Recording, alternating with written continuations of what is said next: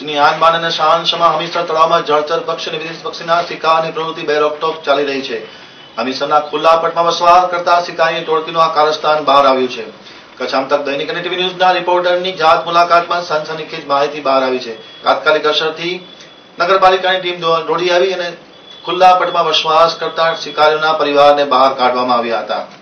હવે જોઈએ અમારા આમતક બ્યુરોના જીતેન્દ્રસિંહ વાઘેલાનો એક વિશેષ અહેવાલ. ભુજની આનબાન અને શાનશમાં હમીરસર તળાવમાં વિચરતા પક્ષીઓના શિકાર કરવા માટેની પ્રવૃત્તિ બે રોકટોક છેલ્લા કેટલાક સમયથી ચાલી રહી છે.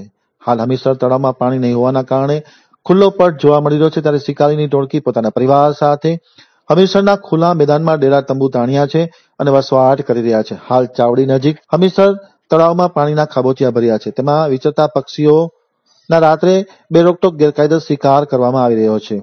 શિકાર કરવામાં આવેલ જળચર પક્ષીને ચૂલા ઉપર રાંધી તેનો ભોજન કરતા હોવાની વિગત પણ બહાર આવી છે. કચ્છ આમતક દૈનિક અને ટીવી ન્યૂઝ ચેનલની ટીમ દ્વારા આજે હમીરસરના ખુલ્લા મેદાનમાં જાત તપાસ કરવામાં આવી હતી. તપાસ કરતા બે શખ્સો આવી પ્રવૃત્તિ કરતા હોવાનું જાણવા મળ્યું હતું, જેમાંથી એક શખ્સને લોકોએ પકડી પાડી જંગલ ખાતાને હવાલે કર્યો હતો અને બીજો શખ્સ નાસી ગયો હતો.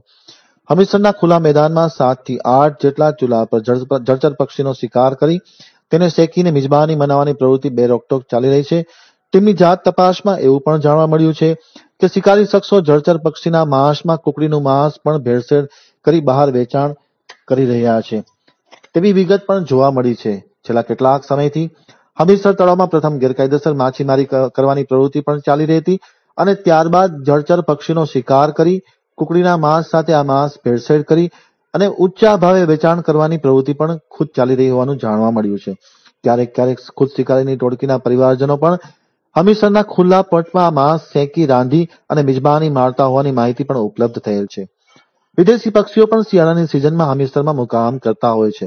આવા પક્ષીઓનો પણ આ શિકારી ટોળકી ગેરકાયદેસર શિકાર કરી અને મિજબાની માણતા હોય છે. જંગલ ખાતાની ટીમે આ શખ્સની અટકાયત કરી આખરી પૂછતાછ કરી છે. દરમિયાનમાં અમારા પ્રતિનિધિએ એવું પણ જણાવ્યું હતું કે સમગ્ર ઘટનાની જાણ થતા જંગલ ખાતાના અધિકારી શ્રી કાપડીભાઈ અને ભુજ નગરપાલિકાના અધ્યક્ષ લતાબેન સોલંકી, ઉપાધ્યક્ષ ડોક્ટર રામ ગઢવી અને કારોબારી ચેરમેન ભરત રાણા સહિતના પદાધિકારીઓ તાત્કાલિક અસરથી હમીરસર દોડી આવ્યા હતા અને સમગ્ર ઘટનાની તપાસનો પણ આદેશ આપવામાં આવ્યો છે. આ પૂછતાછમાં જળચર પક્ષી અને વિદેશી પક્ષીનો જે શિકાર કરવામાં આવે છે તેની વિસ્તૃત વિગત બહાર આવે તેવી પણ શક્યતાઓ વ્યક્ત કરવામાં આવી રહી છે.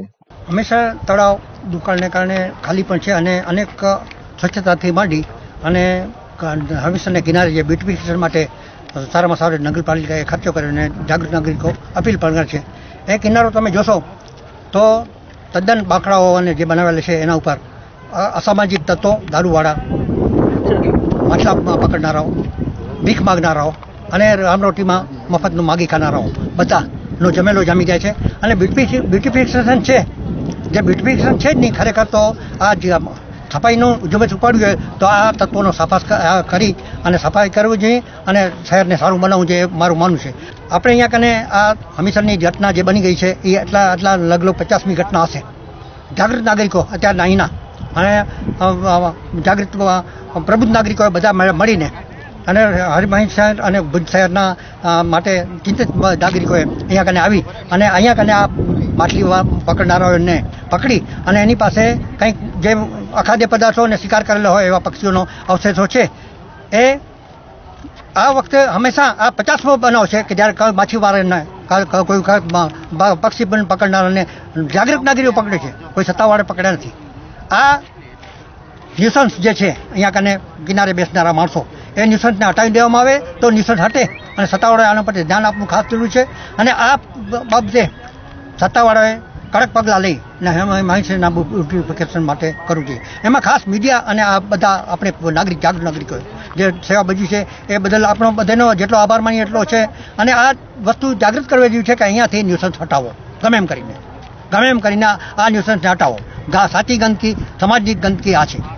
આપણું ભુજ અને આપણું હમીરસર એ આપણા ભુજનું હૃદય છે અને એમાં કોઈ પણ જાતની ગેરકાયદેસર પ્રવૃત્તિ ચલાવી લેવાશે નહીં. અત્યારે જે પરિસ્થિતિ ઉદ્ભવ થઈ છે એમાં જે જવાબદારો છે એને અત્યારે જ તાત્કાલિક જ અહીંથી હટાવી અને ખાસરાસરના ગ્રાઉન્ડમાં મોકલવાના છે. આવી કોઈ પણ પ્રવૃત્તિ ચલાવી લેવાશે નહીં અને આગામી દિવસોમાં અહીં જે સિક્યુરિટી ગાર્ડ છે એ અહીં મૂકેલા છે નગરપાલિકા દ્વારા ખેંગારબાગમાં, તો એ અહીં પણ રાઉન્ડ મારી અને એ પણ જોશે કે અહીં બીજી કોઈ પણ આવી પ્રવૃત્તિ ન થાય એનું ધ્યાન રાખે. બહુ જ દુઃખદ વાત છે આ તો, કેમ કે જ્યારે જીવવાનો હક દરેકને છે, અહીં જે પક્ષીઓ છે, યાયાવર પક્ષીઓ આવ્યા છે આપણા તળાવમાં, એ આપણા આશ્રિતો જ છે અને એને કોઈ પણ જાતની હાનિ થાય, એને કોઈ પણ જાતના એની જીવહાનિ થાય ખાસ તો એ ચલાવી લેવાશે નહીં. અહીં ફરિયાદ મળી છે કે આ અહીં જે બેઠા છે એ તળાવના પક્ષીઓને મારી અને એનો શિકાર કરે છે.